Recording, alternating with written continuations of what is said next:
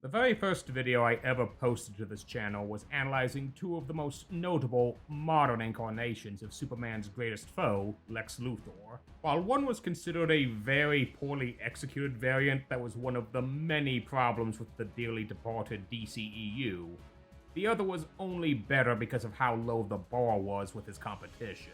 The Lex of My Adventures with Superman had potential, but was held back by a mix of too many plots for him to take center stage, and not properly executing his best evil qualities. So all eyes were on Gunn's DCU Superman movie, particularly to see where this version of the villainous cue ball would land. I would have to say, without exaggeration, Nicholas Hoult's Lex Luthor didn't just impress.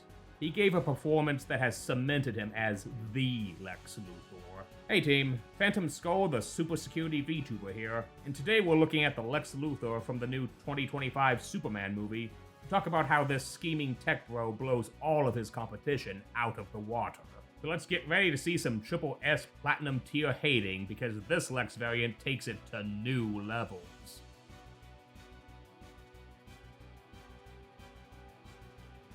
So this should be obvious, but we are going to be talking major and out of order spoilers for the following. This one in particular, so if you were planning to watch it anytime soon, if you haven't already, this is your last chance to get off this wacky ride.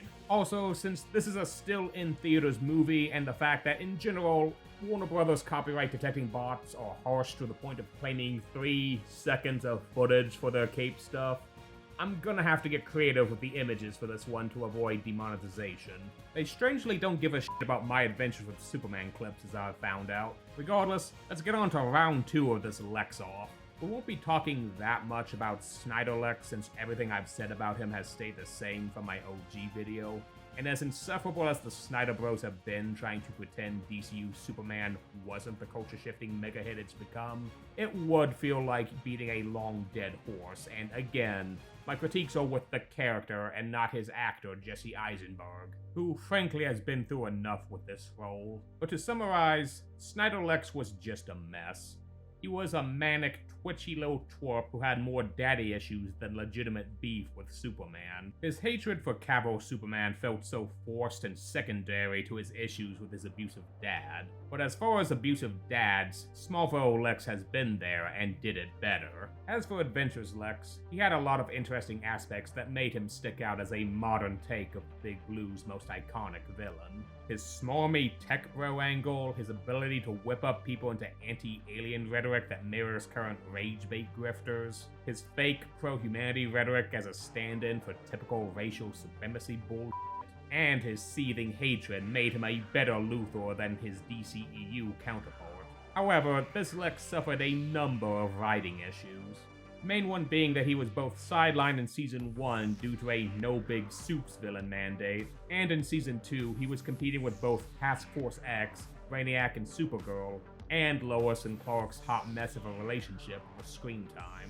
Alongside that limited screen time, which he shared a grand total of 1 scene with his supposed nemesis, I feel his tech bro charm felt very not fleshed out and, dare I say, only worked because the story needed it to work. During his big anti-Superman speech at the Star Labs conference, all I could think of was, why is a room full of the brightest minds just nodding along to this glorified Fox News segment of a speech when A, Lex kinda just came out of nowhere in the tech scene, and B, Superman has barely shown any real controversial actions up until now to justify agreeing with this nonsense. Like, I get it, intolerance is nonsensical and is not supposed to make sense or even have a justification, but again, this specific audience doesn't feel like the type who would fall for this kind of bullshit.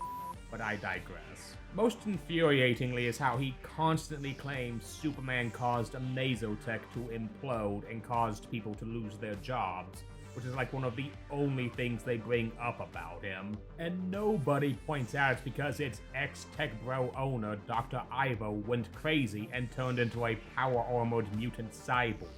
Particularly people who were there, Jimmy. Alongside that, Adventures Lex just doesn't feel like a central threat. He's not important to the story and is just an accessory to Task Force X over Superman's greatest foe. Replace him with any other tech-based villain and nothing would have changed. Task Force X would have stayed the same no matter who was in that role. He's just not a prominent character and is just a lackey to wallow up until the finale. A lot of things I liked about Adventures Lex were more implied than anything over properly shown, and while I have hopes for him in Season 3, we're left with a pretty half-hearted little hate goblin that doesn't stick the landing, with the aspects that make him work completely.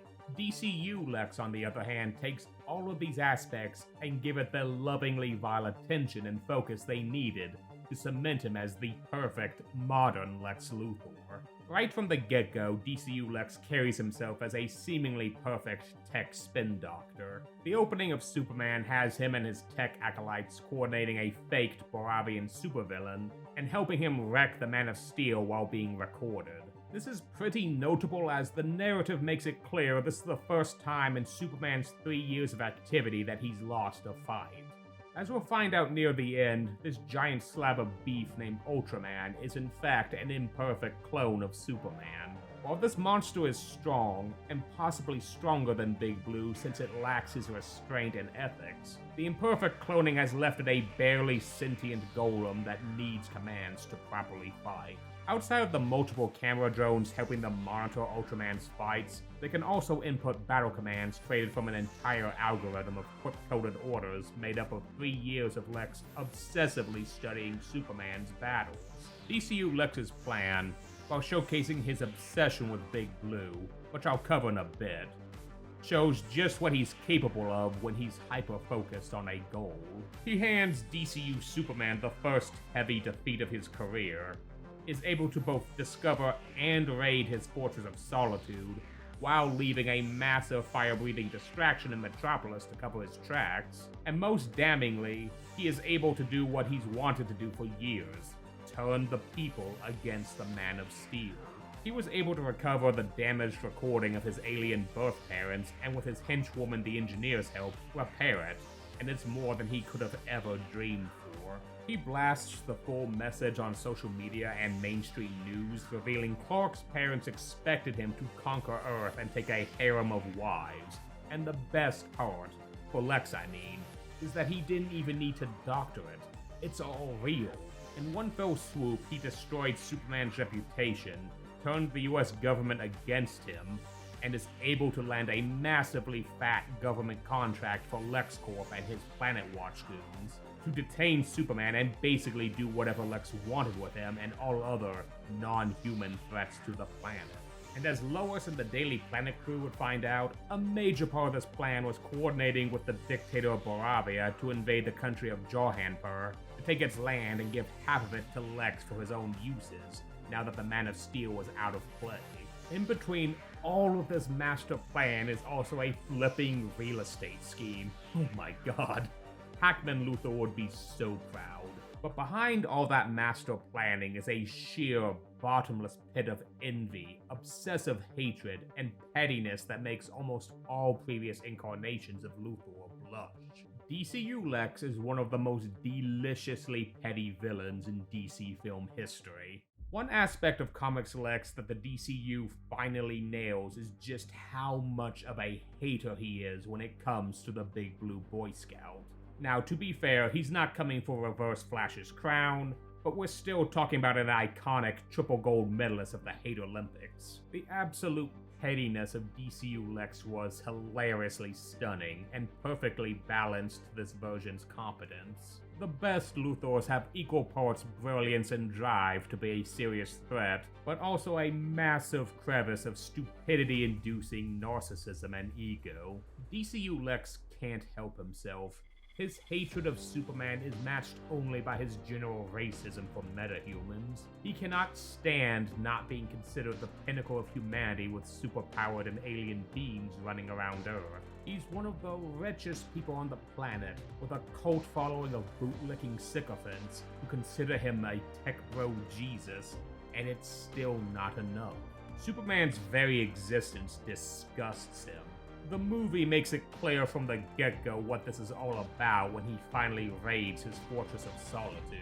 I can't stand the metahumans, but he's so much worse. Superman. He's not a man, he's an it. A thing with a cocky grin and a stupid outfit that's somehow become the focal point of the entire world's conversation. Nothing's felt right since he showed up. He can't stand not being the center of attention, nor considered the peak of humanity. It's ultimately why his pro-humanity act for half of the movie falls apart. He does not give a shit about any other human being but himself. His private pocket dimension prison is filled with illegally held victims of dictators like Gurkos, and even his ex-girlfriends and other civilians who annoyed him in one way or another. Like most supremacist-focused dipshits, Lex is putting on an act to hide his true malicious nature, and his seething hatred of Superman comes from the fact that someone has the kind of power he dreams of and doesn't act like him. He finds Superman's humility and kindness an insult to his entire persona, which is why he goes out of his way to be the pettiest motherfucker in DC film history. Remember all those complex battle strategy codes he came up with for Ultraman? The finale reveals the very first move he designed, aka 1A, is literally just punching Superman in his stupid perfect face. Magnificent. And when he finally gets Superman in his pocket dimension prison with full government clearance, he cannot wait to rub it in Superman's face, talking up his genius creation of the pocket dimension, which we'll find out later was a dangerously stupid action according to Mr. Terrific, and shows him capturing and torturing Crypto while trying to find a way to kill the little hooch. And then, oh god, he reveals the most out-of-pocket and topical act of pettiness. The movie has brought up before how badly Superman has been trashed on social media, and unsurprisingly, this was also part of Lex's plan. But here's the kicker. Lex couldn't settle for a basic blue-check bot forum to spam social media on. Oh no no no no. Lex needed an army of mind-controlled monkeys running his anti-Superman bot forum in his pocket dimension prison, typing things like #supershit. Oh my god, this is the most comic book shit ever, and I love every second of it. But behind that brilliant obsessive planning, Lex is someone filled to the brim with insecurities, a blinding ego, and as I said, a dismal capacity for empathy for his fellow man. Despite how competent he is in his planning, his arrogance deludes him and leaves him open to being blindsided by people he deems inferior to himself. Most notably his current girlfriend, Eve Teschmacher. In many ways, she's just an accessory and status symbol for Lex, as he shows her almost no real love, but keeps her around for appearances. Guess he didn't approve of all the Superman-Lex /fics. Eve herself is aware of this, but also aware that all of Lex's exes are in his pocket dimension. But his complete indifference to his vapid piece of eye candy caused him to fail to see Eve had been recording all of his scheming against Superman, and his coordinating with the Baravian government to invade Jarhanpur by taking seemingly harmless selfies that had all of the evidence in the background. And he never noticed. So when his abuse reaches a breaking point, she sends these hidden bombshells to resident sex god journalist Jimmy Osland, which starts the dominoes falling as the Daily Planet crew exposes his entire scheme. Never forget the true MVP of this movie. Ultimately, what makes DCU Lex work as the Lex Luthor is showing that despite his natural genius and drive to build, he never makes anything that doesn't directly benefit him or satiates his own spite. For all that talk of being the pinnacle of humanity, he's the most inhuman being in the entire movie next to Gurkos. He treats all living things like tools or annoyances. His prison is full of innocent people he profits off of or gets satisfaction in their suffering. He's working with an equally vile dictator to commit a genocide, just to get a chunk of land that, by his own words, was just a bonus in his quest to ruin and kill Superman. And then we have the darkest moment in the movie, when he interrogates Superman trying to find out who his Earth parents are, no doubt wanting to kill them, by threatening the life of Malik the falafel vendor, a guy that Superman only knew in passing, and ultimately gambled with his life and killed to torture Clark. his reaction is nothing. He killed an innocent man who was no threat to him or his plan, and couldn't muster a single emotion beyond amusement. He even laughs at this poor man's death while Clark and Metamorpho agonize over what they just saw. This moment here is what cemented him as not only the vilest incarnation of Luthor's, but cements him as the ultimate antithesis to Superman, a godlike being with an endless love for all living things, locked in an eternal battle with a monstrous excuse for a human with a god complex, and no regard for any living being but himself. What's interesting is that, unlike other Lexes, DCU Lex has an ounce of self-awareness. When Superman calls out how his envy blinds him, Lex actually owns up to it, and even admits it to his loyal techies in earshot. He admits he's jealous of Superman.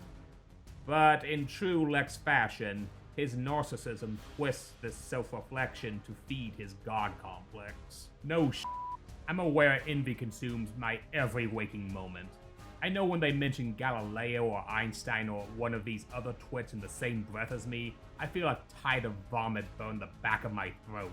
But at least Galileo did something. He wasn't some dopey Venusian catapulted onto this planet just to have the world fawn over him, because his strength illuminates how weak we all really are. So my envy is a calling. It is the sole hope for humanity, because it is what has driven me to annihilating you! The irony of calling his beef with Superman the sole hope for humanity after the entire movie shows he had zero true love or care for his fellow humans was not lost on many viewers. At least I hope not. Lex's depravity culminates in him overloading his pocket dimension, threatening to split Metropolis in half, even possibly destroying the planet, just to buy himself enough time to finally kill Superman. But once Superman has defeated his clone monster, cyborg baddie, and his private army of discount Iron Men, Lex's entire empire crumbles, and he's left at the thankful mercy of Big Blue. After getting his entire twisted worldview taken to task by Superman, and Crypto giving him the beatdown he deserves but Clark couldn't out of principle, his bald ass is carted off to Bill Reed. But I doubt we've seen the last of this megalomaniacal hater. Much like Corn Sweat Superman has cemented himself as the Supes of this generation, Hoult has equally done what was thought impossible, and made an almost perfectly comic-accurate Lex Luthor, and made it work. Everything I sorta praised Adventures Lex for was done phenomenally better in all categories with DCU Lex, particularly with him taking center stage as an actual antagonist. DCU Lex is the perfect mix of brilliant super genius competence, but held back by a metric ton of petty spite and cartoonish narcissism. He is the ultimate foe to this all-loving and sweet Man of Steel. A normal human with a monstrous lack of a soul, only driven by his own ego and envy. All future Luthors moving forward will need to be taking notes, because topping DCU Lex's performance is going to be a monumental task. In the meantime, like I said in my main Superman review, if this is the quality of the characters we're getting with the new DCU, I can confidently say, we are so back, DC fans. Thanks for watching. Hey, thanks for checking out my video. If you liked it, I'd appreciate a like and a comment. How do you feel about DCU Lex Luthor? What other characters did you enjoy in this movie? I'd love to hear about them. Be sure to subscribe for more fun Super Security VTuber content and character analysis videos. I'm also on Patreon for those who'd like to support my channel directly. You can get access to my Discord, work-in-progress previews of upcoming videos, suggest and vote on topics, and much, much more. I appreciate anyone who can pitch in, but I always enjoy just a simple comment and a like as well. All support helps the channel grow. We might be taking a break next week or have a shorter video as my new computer is coming in this week, and it's gonna take a bit to get it set up, all my stuff re-downloaded, files moved, yada yada. But it means I'll have a lot more processing power to produce better quality videos, so I am very excited and I hope you all are too. Thank you all again, and I'll see you all next time.